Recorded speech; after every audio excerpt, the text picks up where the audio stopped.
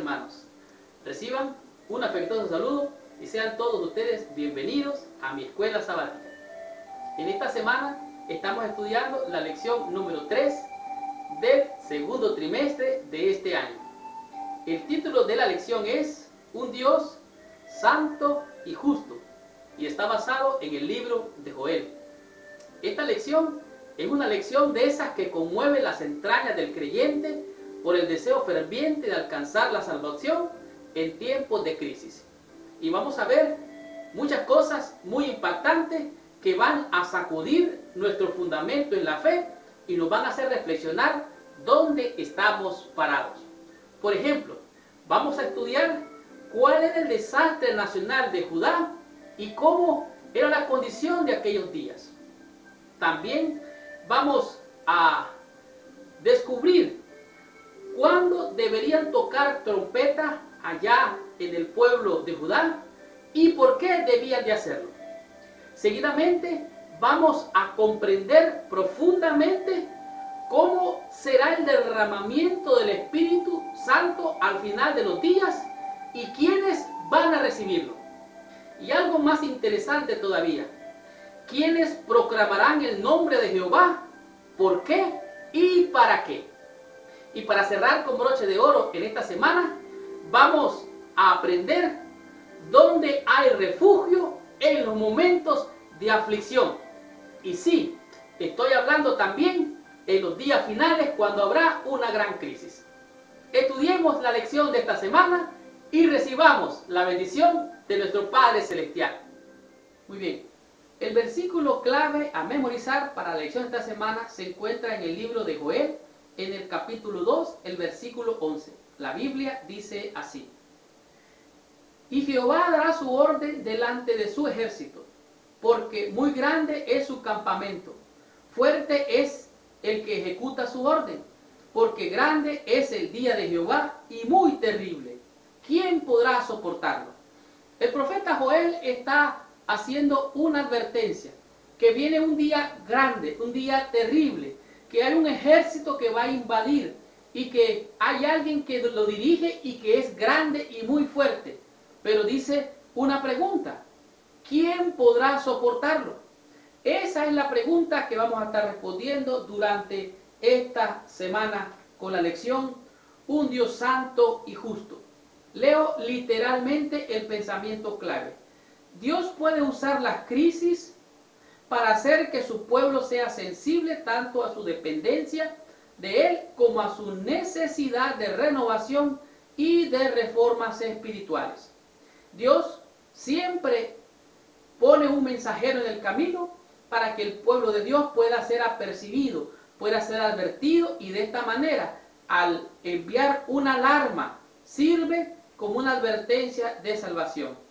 En la masiva plaga de langostas y severa sequía que estaban devastando al reino del sur de Judá, el profeta Joel, un profeta contemporáneo de Amós y de Oseas, ve una señal muy grande y espantosa en el día del juicio.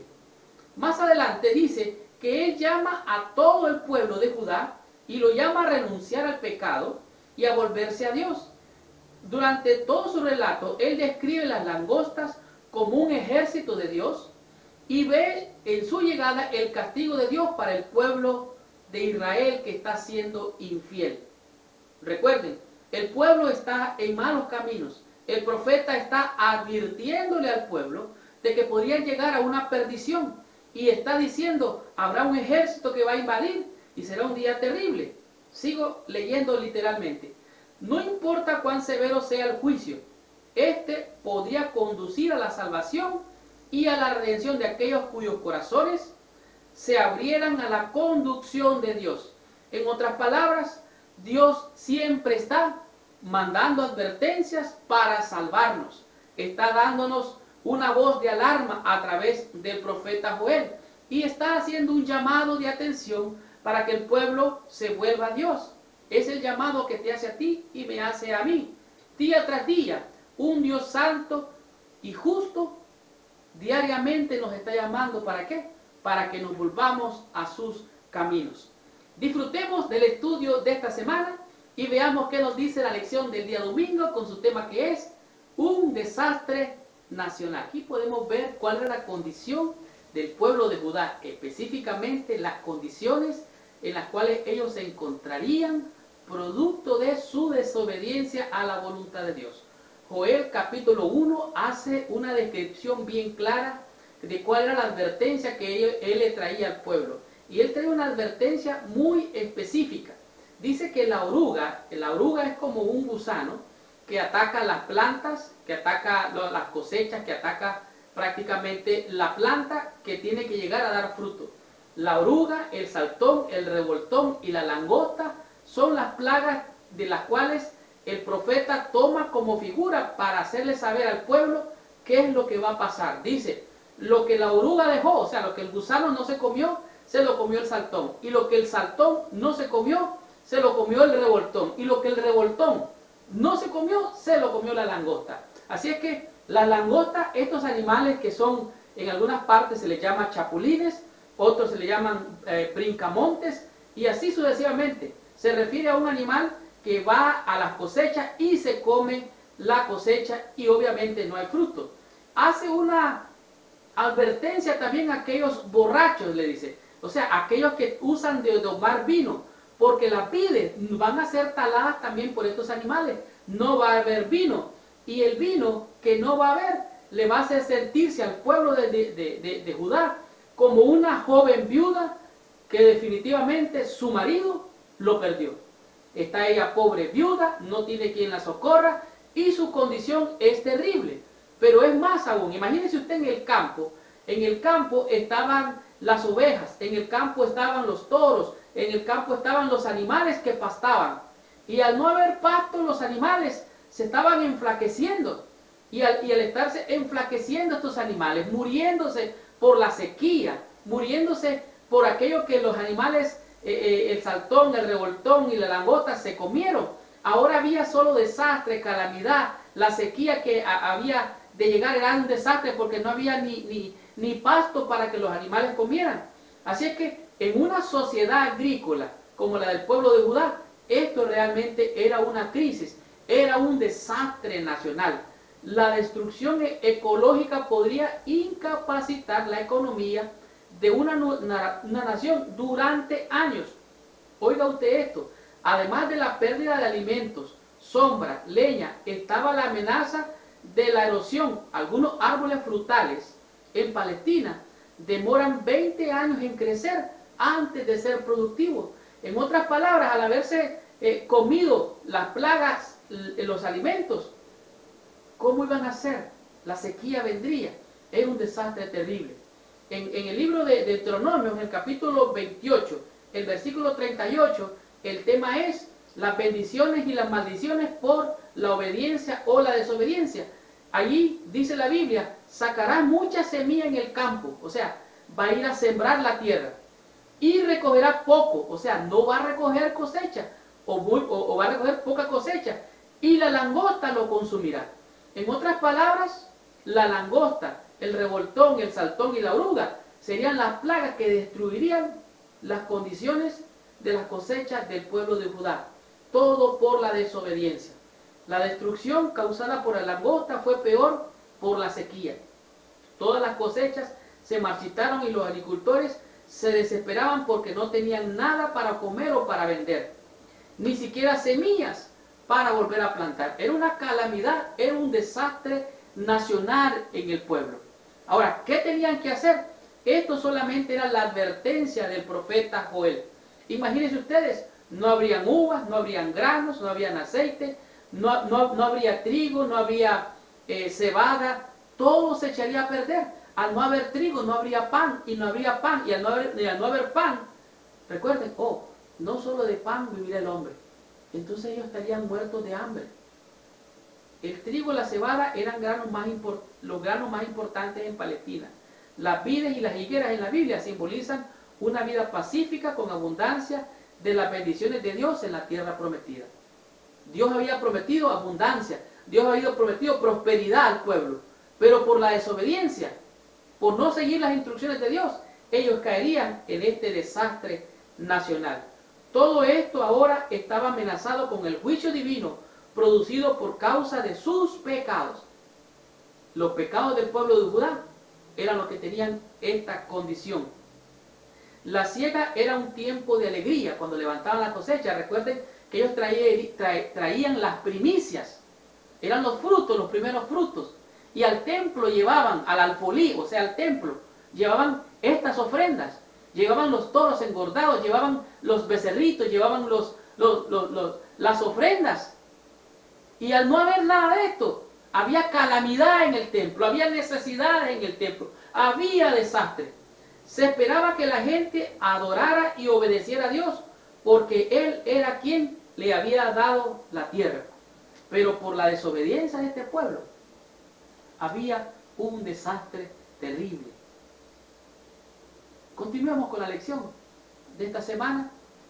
Descubramos qué nos dice la lección en el día lunes, con su tema que es tocar trompeta. Muy bien, la lección del día lunes es una de esas lecciones muy importantes, porque es un llamado de Dios a través del profeta Joel a tocar trompeta. ¿Qué significaba tocar trompeta?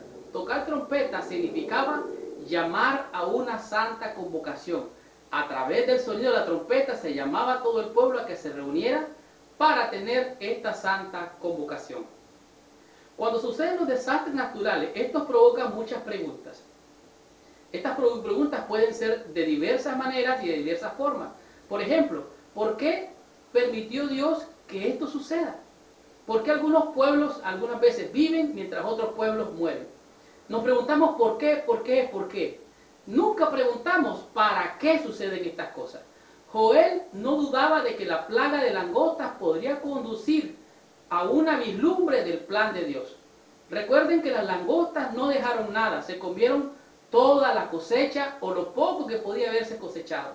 Y peor aún, llegó una terrible sequía que esto terminó de acabar con todo. La ofrenda que se llevaba al templo, como las primicias, como los sacrificios y las ofrendas diarias en el templo, cesaron, ya no había más. ¿Por qué? Porque era un desastre como lo vimos el día anterior. La eliminación de los sacrificios fue severa, pero una advertencia al pueblo de que una de su condición era grave.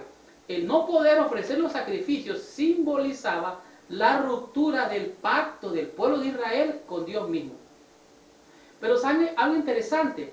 El profeta Joel se enfoca en algo muy positivo, pero a diferencia de muchos de los otros profetas, Joel no tomó mucho tiempo en analizar los fracasos del pueblo. Él estaba mucho más interesado en defender, en detenerse en la curación como lo prescribía el divino médico de Israel. ¿Qué es lo que está diciendo aquí? Realmente el profeta Joel hizo un llamado a los sacerdotes y les dijo a los sacerdotes, miren, pónganse listos, llamen a santa convocación, el pueblo está mal. Tal es el sacerdote, tal es el pueblo.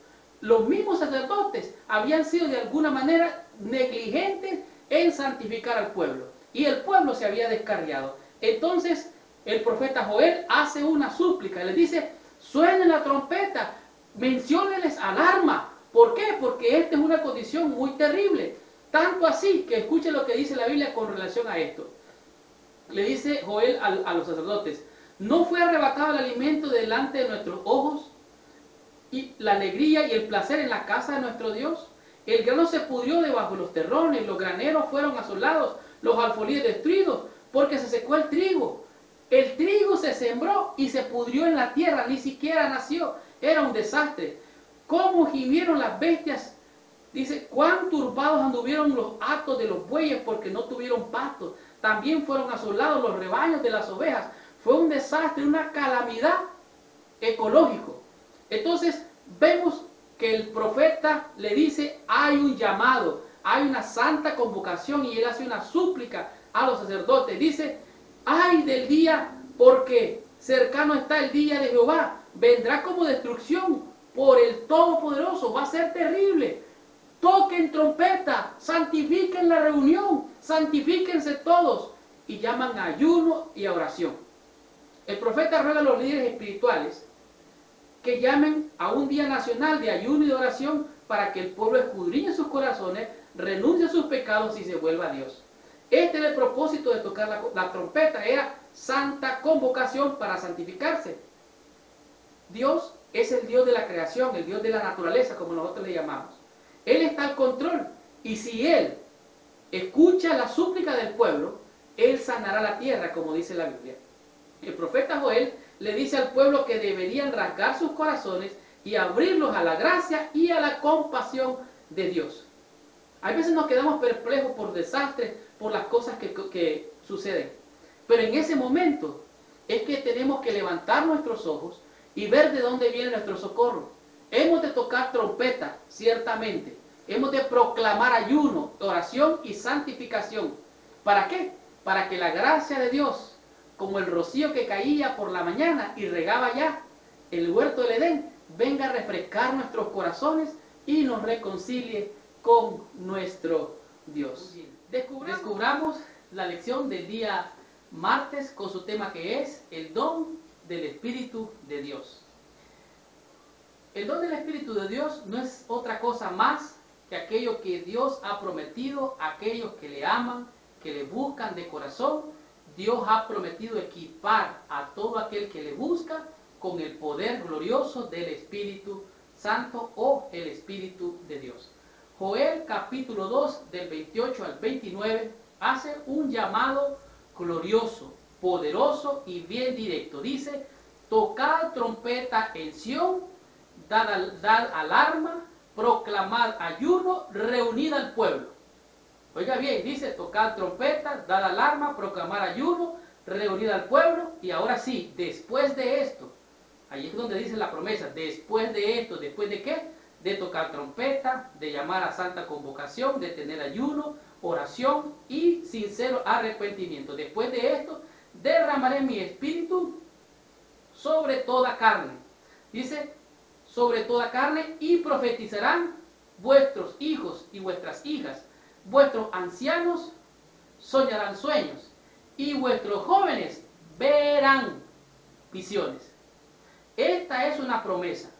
En el día de Pentecostés, cuando el apóstol Pedro estaba predicando, fue un derramamiento parcial del Espíritu de Dios. Esto podríamos decir, como en el Pentecostés, fue parte de la lluvia temprana, o la lluvia, los primeros chubascos de aguas en la unción del Espíritu Santo. Y ahí pudimos ver que Pedro predicaba con poder, llamando a santa convocación al pueblo que le oía. Lleno del Espíritu, él predicaba, y algo curioso, el Espíritu de Dios cayó sobre los oyentes, y los que le oían entendieron el mensaje que Pedro estaba dando. Esto es algo curioso, porque el Espíritu de Dios cayó sobre aquellos. Y entonces dice así: el Señor anunció por boca del profeta Joel que una manifestación especial del Espíritu se realizaría en el tiempo que precedería inmediatamente a las escenas del gran día de Dios, de acuerdo a Joel capítulo 2. Esta profecía se cumplió parcialmente con el derramamiento del Espíritu Santo el día de Pentecostés, pero alcanzará su cumplimiento completo en las manifestaciones de la gracia divina que han de acompañar la obra final del Evangelio. Sobre toda carne Él derramará su Espíritu. ¿Sobre toda qué? Sobre toda carne. Esto tiene un propósito. En el contexto inmediato de Joel, el arrepentimiento seguiría un gran derramamiento del Espíritu de Dios. Esto traería una maravillosa renovación en vez de destrucción. Seguiría el don de bendiciones divinas. Dios asegura a su pueblo que restaurará su creación y liberará a la nación de los opresores.